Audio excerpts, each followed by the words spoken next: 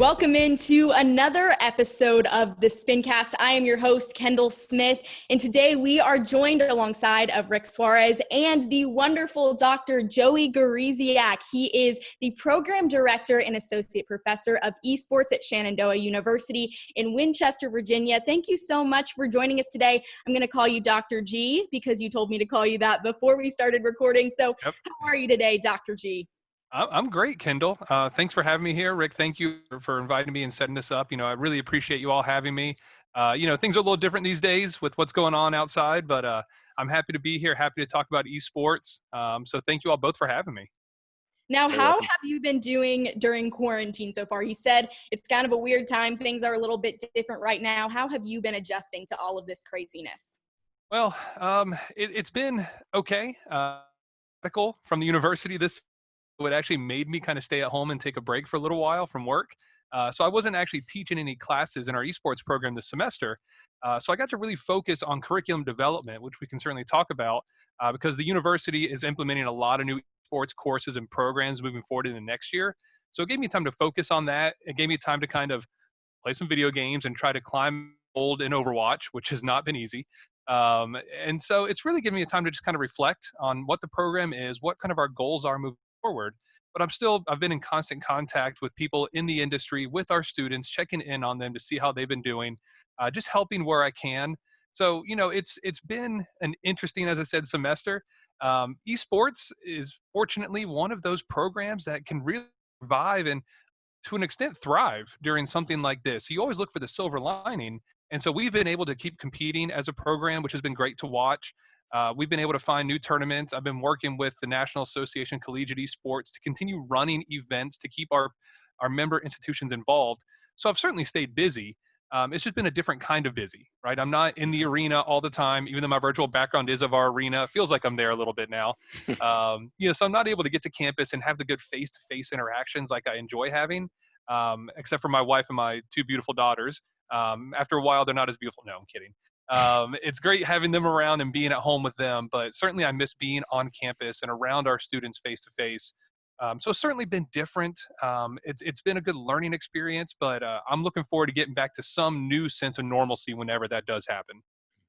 I love how you brought up the topic that esports are still continuing even during this quarantine. For me, I typically broadcast and report on traditional sports, and not having those right now has allowed me to really realize how wonderful and important esports truly are. So I've really been appreciating that as well during this quarantine. Now, to kind of start off this episode, introduce yourself to our audience. Kind of take us through your background. How have you, Dr. Joey GAWRYSLAK, taken your passions for esports and transitioned it to your current position in esports at Shenandoah University?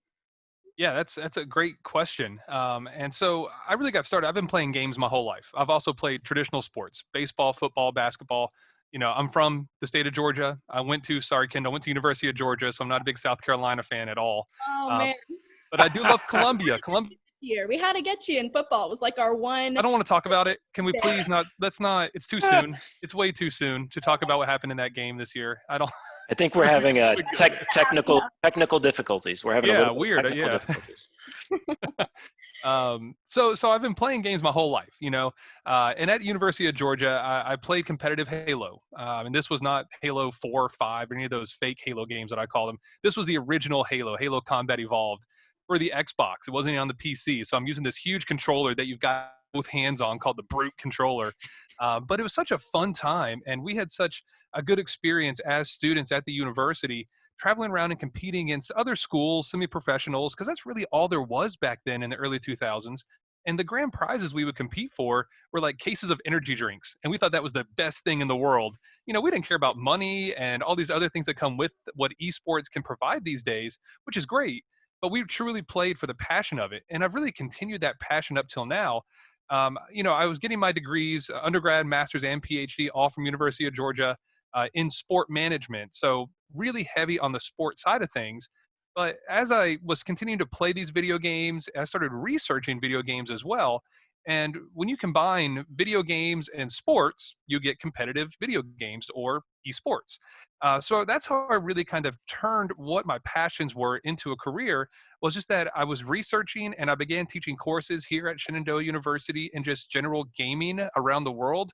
Not necessarily competitive, but gaming in general, and how different cultures looked at gaming, the games they played, what the industry was like in different countries.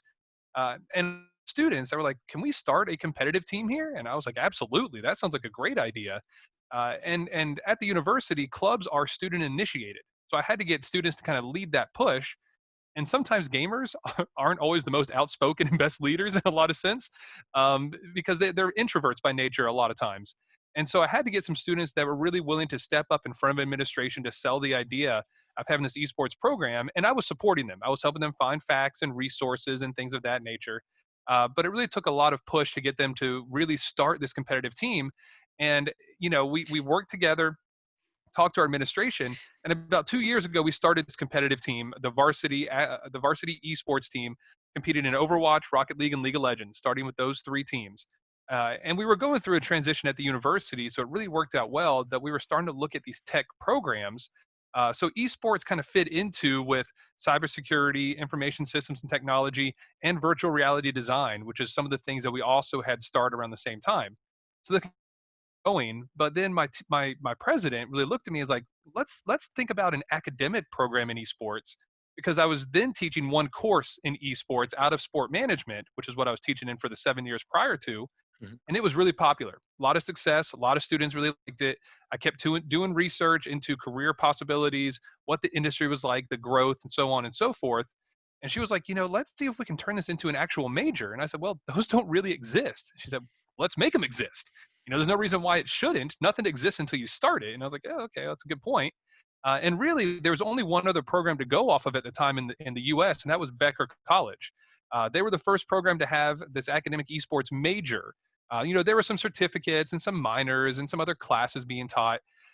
But really, I was able to keep fueling my passion for gaming and esports, and developing this new curriculum, which is heavily derived from, which is my other passion. I mean, I've got this perfect life where I get to go to work every day, talk about gaming and esports, or gaming and sports.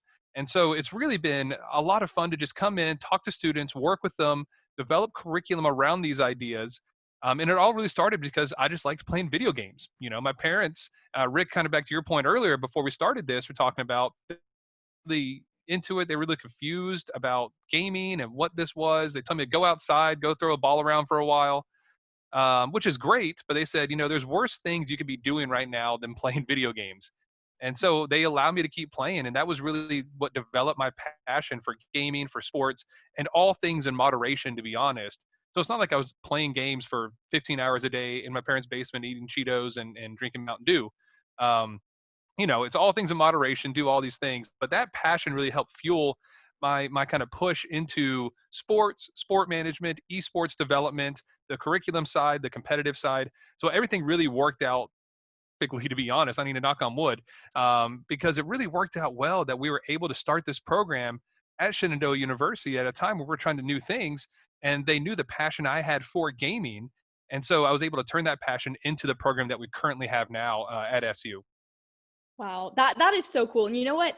Kind of going back to a point you made a few minutes ago, you were talking about how Shenandoah has these really amazing majors and minors that you can get that involve gaming and esports. And I was looking into this prior to our interview, and I was thinking, that's so incredible. I mean, at South Carolina, we don't have anything of that nature. So the fact that you guys do offer that is so, so cool. Now, kind of take us through that once more. I want to know how these programs at your school, they are so unique to Shenandoah.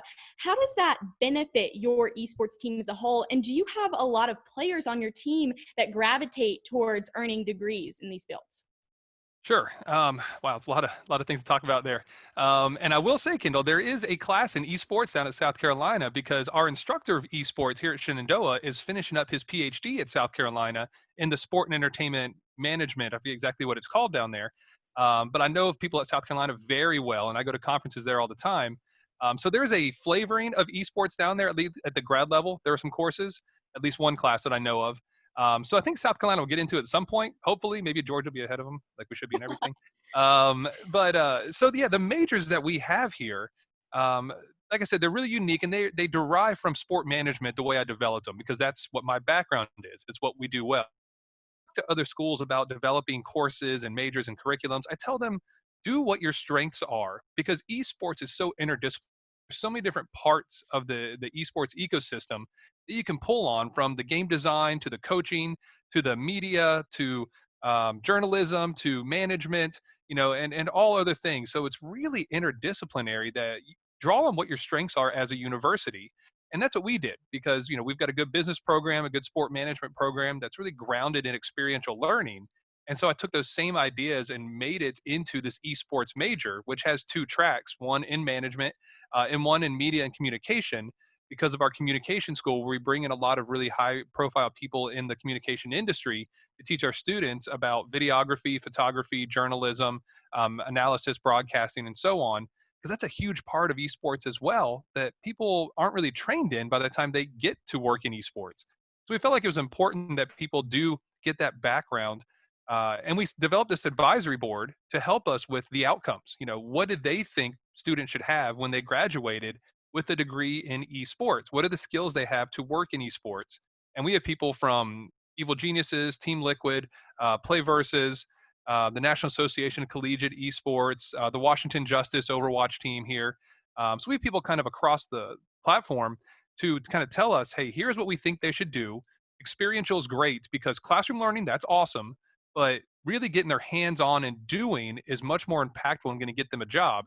So that was kind of went into how we run things right now, and the reason we developed the esports arena here on campus, which is a spectator arena made to host events for spectators, where we can run events in there. So we can talk about event management, but then run them in our arena. And that works with our competitive team, because they also practice in there. They do their live events and their remote events from the arena, where we can have people come in on a weekly basis, anything small from 15 to 20 people just kind of hanging out, watching our teams compete online, to larger events up to about 80, where they can watch two teams compete against each other on our stage. But also what's cool is that it's actually a mobile arena that we can break down and take and set up anywhere relatively easily. So we can host events up to 40, 50,000 if we're in a space that big. So we really have a lot of versatility, because we wanted our students to get their hands-on learning while they're still competing and doing what they love. And back to your question, a lot of our students on the competitive team are in the academic major. Um, well, I say a lot. I think it's about 50% of our major is on the competitive team. The rest aren't competing. They just want to learn about the industry, sort of like sport management. A lot of people that take sport management, they're going to be athletes. A lot of football players, baseball, basketball, gymnastics, they'll take sport management because they're interested in it. But a lot of them don't compete in sports anymore. Maybe they did in high school or back in the rec days. But a lot of them are just like, my future is not in competing, but it's in understanding the industry, because I have a passion in it. So we find that the passion in gaming is existing there, like in sports. And I would say it's even amped up a little bit for gaming. I've never experienced passion from students like I do when talking to them about esports curriculum, and they can major in it.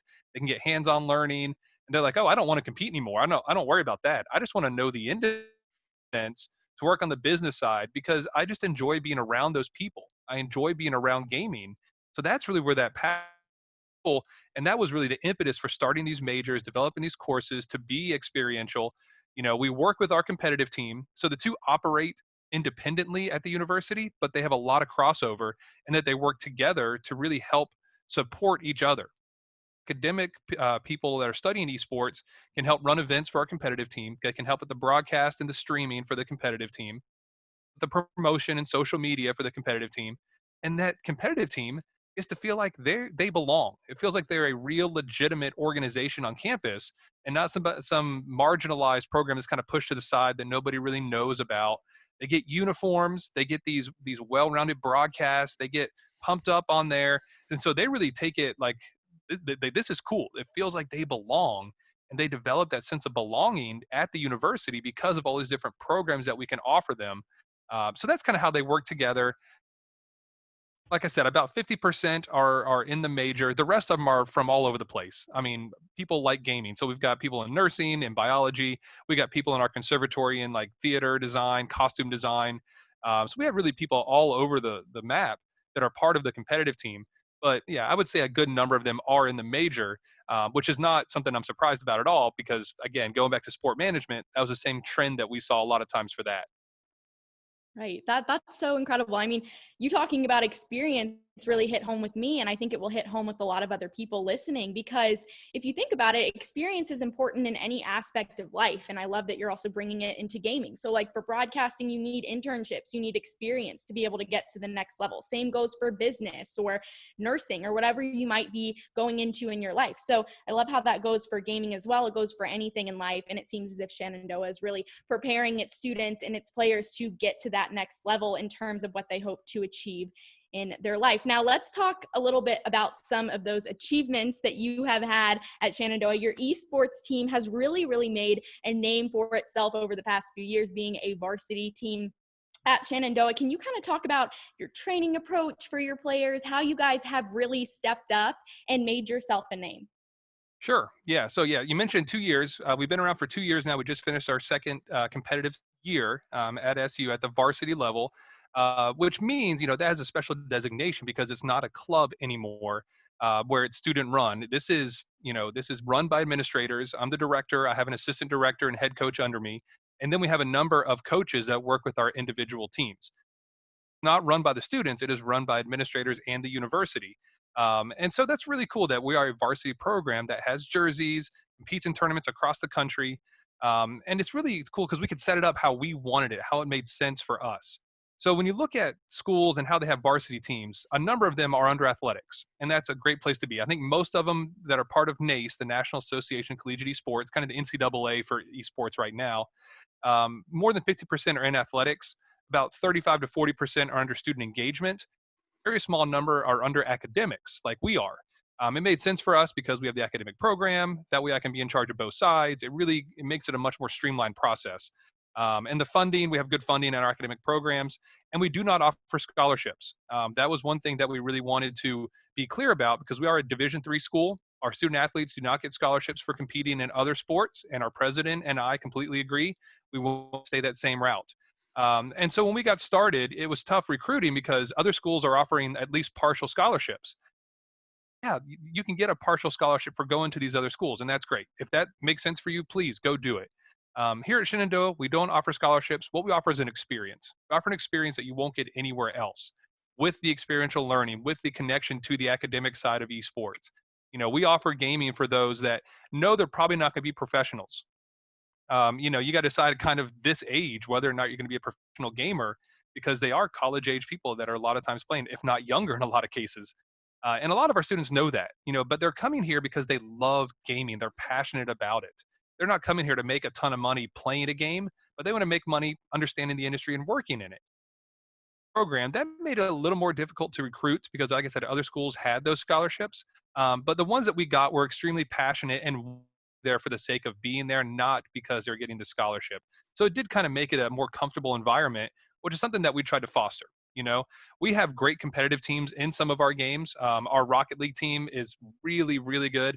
They're all grand champ level, so really proud of what they've done, and they're all really young.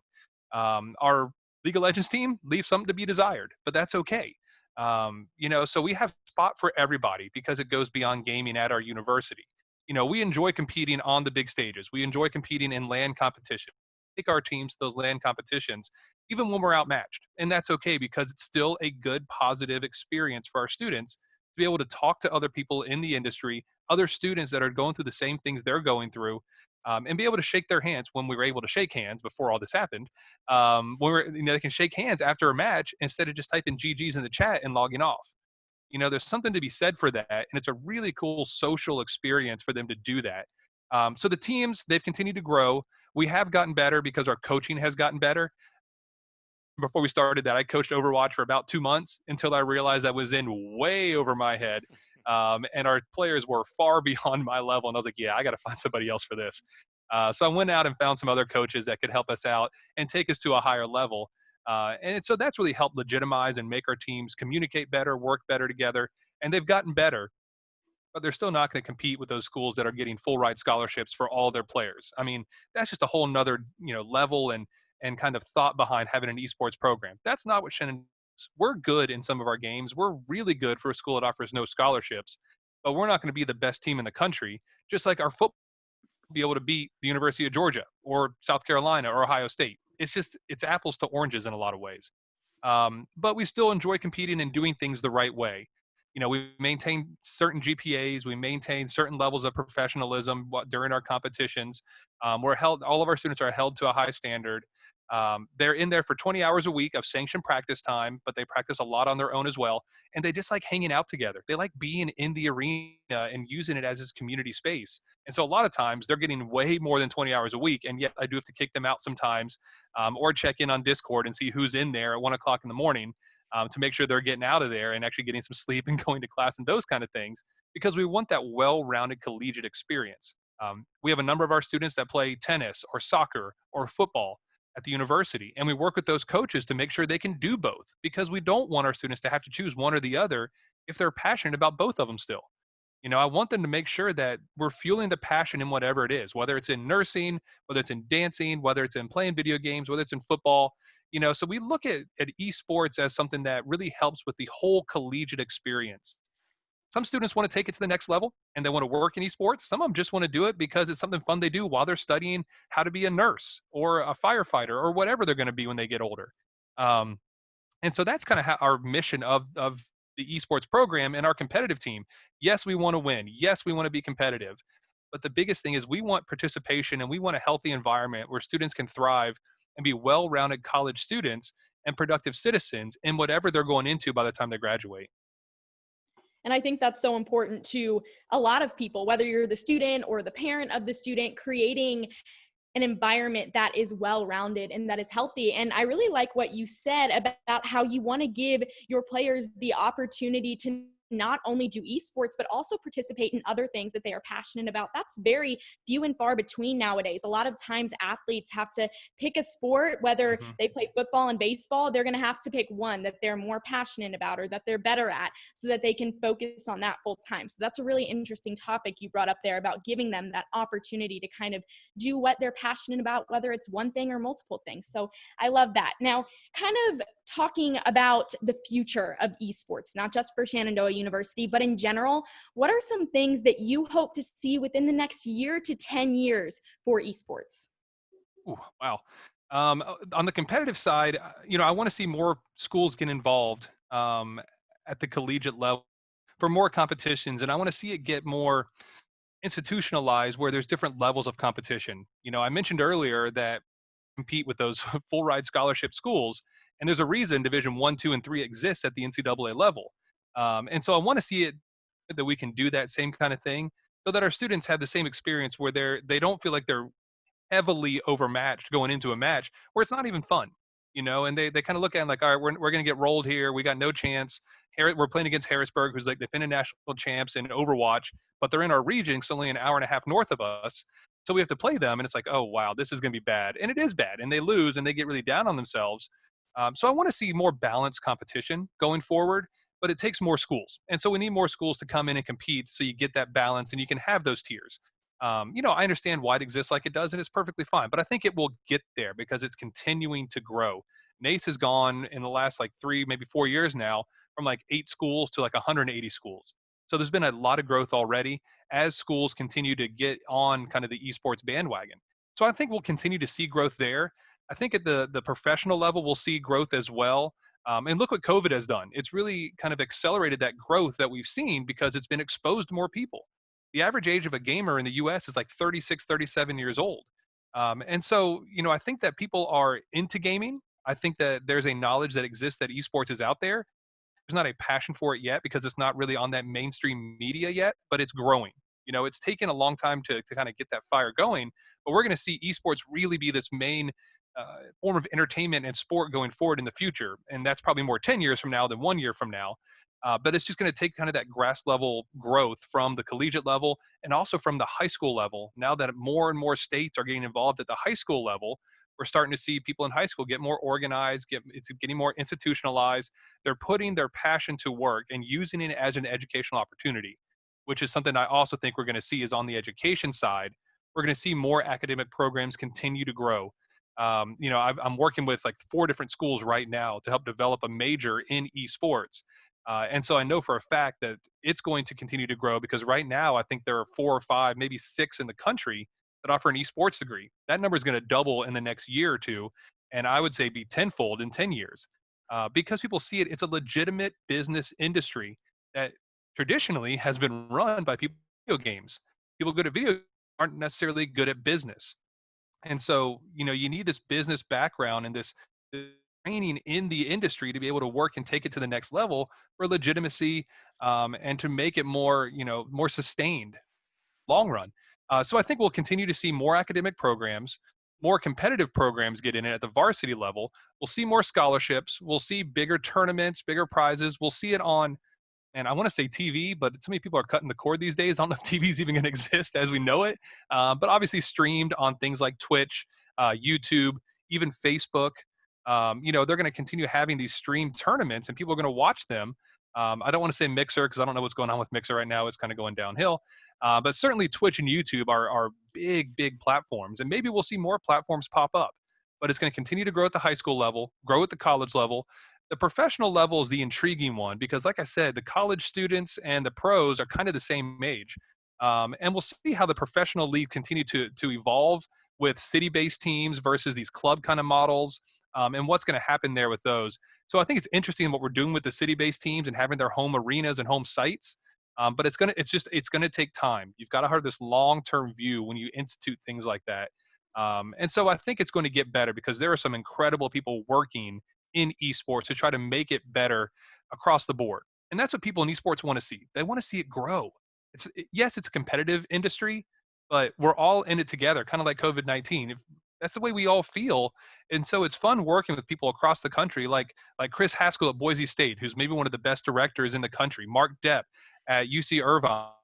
There are some fantastic people that want to see the legitimacy of esports just grow. So we know that we're kind of competing for students and things like that. We want to win competitions, but end of the day, we're all passionate about esports and the industry, that we just want to help each other. We want to see this grow. And I think it's going to, because of that passion and that camaraderie that we see in esports, that, to be honest, I don't see in sports when I used to work in sports near as much, because it's so saturated. Whereas esports is not yet. It's still so new that we have such an impact really in everyday decisions that we make, and it moves so quickly. And then something else I think we'll see, this is kind of a weird thing, VR. I think we'll see more VR in esports moving forward. I saw a video about VR dodgeball earlier today, which I thought looked really cool. Because one of the knocks on esports is that it's very it's very sedimentary sport. That sounds like a rock.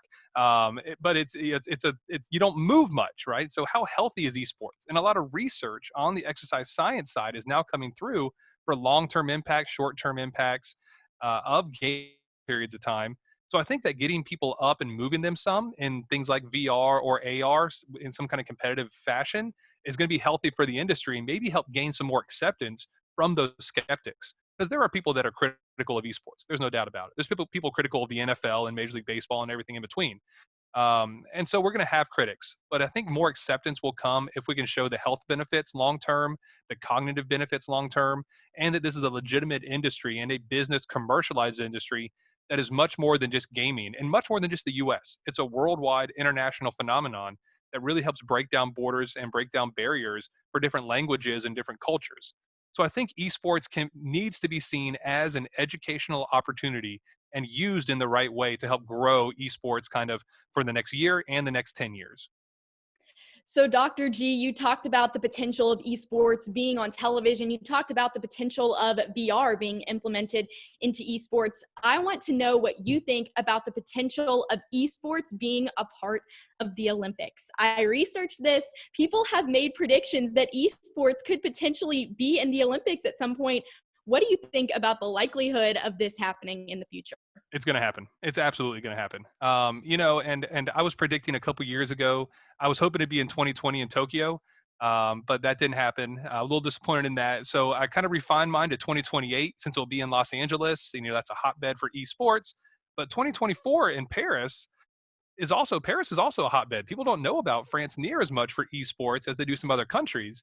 But there's a lot going on for esports in Paris, and I know some people working over there to try to get it as an Olympic sport by 2024. That's really quick, but esports moves quick. So I think, yes, it's going to happen. It's in the 2022 Asian Games. We're working with China closely right now as a university. We've been invited to work some esports events at the 2022 Winter Olympics not Beijing. Yes, Beijing. Yeah. 2022 Winter Olympics in Beijing. We've been invited as a university to work some esports events, not as part of the Olympics, but around the Olympics during that time to show, what's going on. And so we're going to take our students over there for that experiential learning. Um, but then I think that I know it's going to happen, and I think it's going to be a game like Rocket League. If I had to guess a game that's, number one, easy to understand. It's soccer with cars. You get more goals, you win. But also, there's no violence attached to it. The current chair for the International Olympic Committee said esports are too violent, and he was talking about, I think, League of Legends. I was like, seriously, League of Legends is too violent? You're a former fencer. You used to stab people.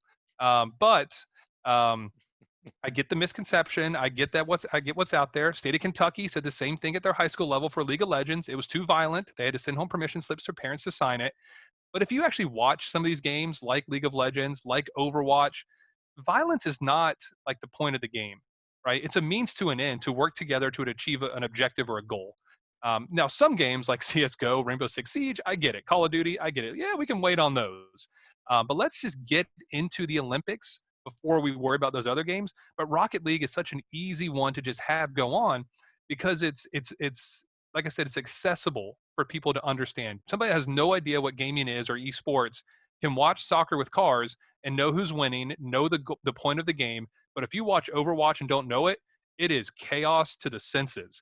I play it all the time and I watch it all the time and I try to watch these team fights and it is just a mess sometimes trying to keep up with what's going on and who's winning, who's losing, who's going to win this team fight, what ults they use. It's crazy. But Rocket League, yes, I see Rocket League in the Olympics. I still will say 2028, but I would not be shocked if we saw esports in the Olympics in 2024 for France, for Paris, sorry, either. So yes, it's going to happen. I think in the next 8 years, but it could be in the next 4 years. That is so cool. I am a competitive figure skater of 15 years. So I am a huge fan of the Olympics. And the idea of adding new sports and esports to the Olympics is just so fascinating to me. So I think it would be a really interesting thing for the Olympics to do. And I'm right there with you. I think it is going to happen at some point. Now, kind of switching gears, a little bit more of a fun question. I want to know what some of your favorite experiences, favorite memories have been from your time working with esports at Shenandoah. You probably have a lot of memories and a lot of really fun times that you've shared with fellow coaches or players. So kind of take us into that aspect of your career and some of your favorite moments. Yeah. One of the earliest that I remember was last year when the competitive team, this is 2018-19 school year, about 2 or 3 months into the year, one of my students that I didn't know, he's a nursing student, plays on our Overwatch team, came up to me after practice one day and just kind of shook my hand and looked me in the eye and said, "Thank you for having this program." He's like, "I was not attached to the university. I had no place at the university besides going to class and then going back to my dorm and studying, and then go to class and back to my dorm. But this has really given me a sense of community where I can meet other people, talk to them, go out to eat with them, study together, bounce questions off them, watch anime together, whatever they want to do." But he didn't know anybody else really at the university until being part of this program. But having him shake my hand and look me in the eye and say that to me was one of the most powerful things that's ever happened to me. So that was really, really incredible.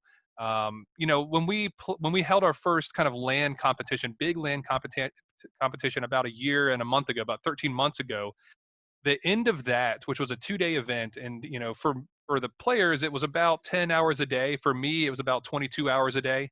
The end of that second day was just, I could breathe, right? But I was just like, think about what we just did. We had like 800 people throughout the course of 2 days come through and see esports, and probably 90% of them for the first time.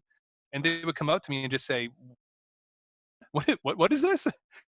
And I would explain to them what it is, and they were like, "Yeah, this is cool." We had high school students coming in to compete in like a Smash Brothers tournament. We invited other colleges to be there face to face again because that's a different feeling than being online. We had vendors there, food trucks there, but people coming through from the community, just getting that community acceptance and having them say, "Wow, I've read about esports, but I haven't seen esports. But seeing it is so much different than just hearing about it or reading about it." Like, yeah, you have to experience it to kind of see the value and what esports actually is. So the end of that, when that was over, and it was like me and my assistant director, and we just looked at each other and just, we did it. Like, that was just a cool feeling to run that first one. We've run smaller ones before that are one day here, one day there. But this bigger one really just exhausted us for all the right reasons. So that was really cool as well, seeing that. And then when we got the arena finished and this year, getting this building done was not easy because I didn't know what we needed in an esports arena. I was like, yeah, let's have a play games, but there's a lot that goes into that. And so working through that process was exhausting as well. But when it was finished, put the finishing touches on it, I got looked around and I was like, man, this is cool. This is something that a year ago, this didn't exist. And now we have over 300 people in our Discord. We have over 100 people as part of our clubs, academic programs and varsity programs. So having those people, that involvement and that student engagement, and then having this home for them, because we were sharing a space, but now they have a home, was really something cool to kind of go through the process and get finished with as well. When our Rocket League won their first tournament, that was really cool, because they were like, wow, we just, it was like $300 I think they won, but they're like, man, we just won money. Like, yeah, let's put it towards your scholarship now to help you study and pay for some of those bills. They're like, no, can we go out to eat with it? And I was like, you know what? Put it towards your scholarship. I'll take y'all out to eat. Let's go to dinner. And so it was really cool that they were just so passionate about just winning something for the first time. And then getting the curriculum written, writing the curriculum for this. It's not easy to convince a bunch of old academics, not old academics, a bunch of academics sometimes, about esports as an academic program. That's not the easiest sell. Getting them to buy into it and not all the times be excited about it, but be accepting of it. That was a big accomplishment because, going through curriculum, they're kind of set in their ways, but then telling them this is an educational opportunity, a legitimate educational program that they're going to learn through, and it's going to be rigorous, and it's going to have assessment and rubrics and learning objectives and these outcomes.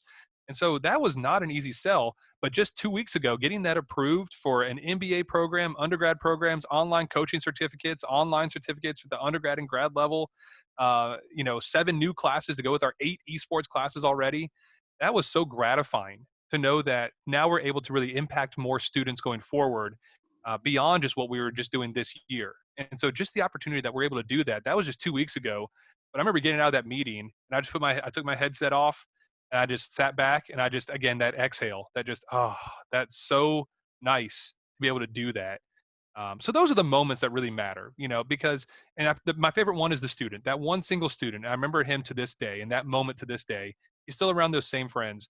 Because if we ever did something in education that wasn't student focused, we're doing it for the wrong reason. Always goes back to the students. What is best for our students? Building this program, giving them opportunities to be successful and be part of something bigger than themselves and bigger than gaming. That, at the end of the day, is the best thing we can do. And so that was the most impactful thing that's ever happened to me in esports. Things that's happened to me just in general.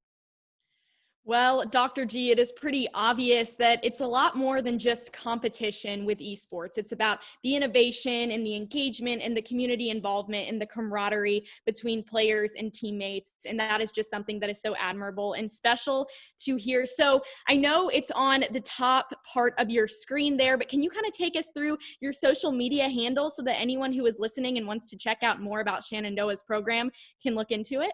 Sure, absolutely. So yeah, our social media is run by our students, so it's not always the best. We're working on that a little bit. So our Twitter handle is SUE score at the end. We are on Twitch. We have our own Twitch channel, and we were just ramping up our broadcasting. We got our broadcast desk in 2 days after our campus closed, and I was like, "Are you kidding me?" So we haven't even used it yet on camera, but we have a brand new broadcast desk and a broadcast production as part of our arena. So we're trying to really get into that. You can follow us on Twitch, Shenandoah Esports. Pretty simple. We're on Facebook for a lot of times boomers that are using Facebook, like me. So we are on Facebook, Shenandoah Esports, and also on YouTube. So we do have the YouTube stuff as well. So make sure to follow us. If you just type in Shenandoah Esports on really any of the big social media, that's going to be us. So yeah, follow us, watch our broadcasts. We're getting better. We're training our students how to do this. So it's not always a polished product, but that's the point of it. This is a time for students to learn and do this kind of thing. So yeah, follow us, check us out, give us some feedback. Let us know what we're doing wrong. I love hearing feedback. And so yeah, check us out. We're always having a good time, and our students are having a good time too.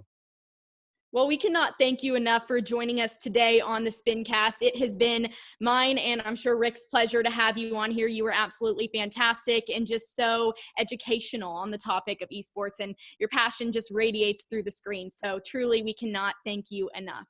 No, and thank you all for having me again, and thank you all for doing this podcast in general. It's great hearing from all people across the industry, and all the different schools, because every school has a different story to tell, and it's so important to get all those different stories just to get the word out about all the great things they're doing. So thank you all for what you're doing and for having this podcast and for inviting me on just to be part of the bigger picture here. So it's been fantastic. I always enjoy talking about this. I tend to blab a little much sometimes because I am so passionate. Thank y'all enough for the project you're doing and for the work that you're doing. Well, this has been Joey GAWRYSLAK, the program director and assistant professor? Associate. Professor. I saw AP on my paper and I was like, I'm going to have to take a 50-50. Associate Professor of Esports at Shenandoah University. I am Kendall Smith alongside of Rick Suarez. Rick, do you have anything you want to add in here? No, guys, stay safe. Sincerely appreciate your time, and we'll look forward to chatting again for sure.